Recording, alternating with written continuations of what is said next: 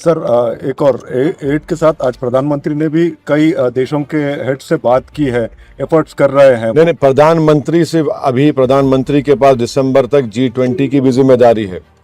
जिस तरह G20 में हमने एक जॉइंट कम्युनिके बोलिए जॉइंट स्टेटमेंट हमने जारी किया, जिसमें हमने कंडेम किया था कि किसी भी कंट्री पर इन्वेजन का, ये ऑक्यूपाइड टेरिटरीज हैं।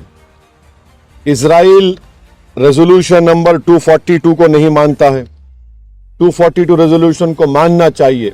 इजराइल ये ट्रांसफर पॉलिसी के तहत अपने गाजा के फलस्तीनियों को सिनाई डेजर्ट में ढकेलना चाहता है और वेस्ट बैंक के फलस्तीनियों को जॉर्डन में ढकेलने का इनका प्लान है। ये जेनोसाइड कर रहा है इजराइल गाजा में।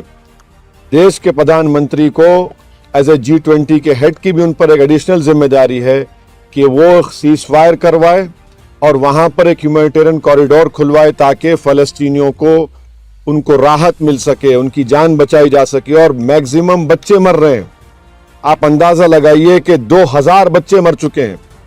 इससे बड़ा बर्बरियत क्या हो सकती है? क्यों सारी दुनिया खामोश बैठी हुई है?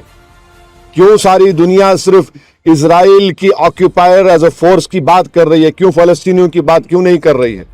ये बड़े अफसोसनाक बात है। ये इनकी ड्यूअल पॉलिसी है जो दुनिया के सामने लोग बेनकाब हो रहे हैं।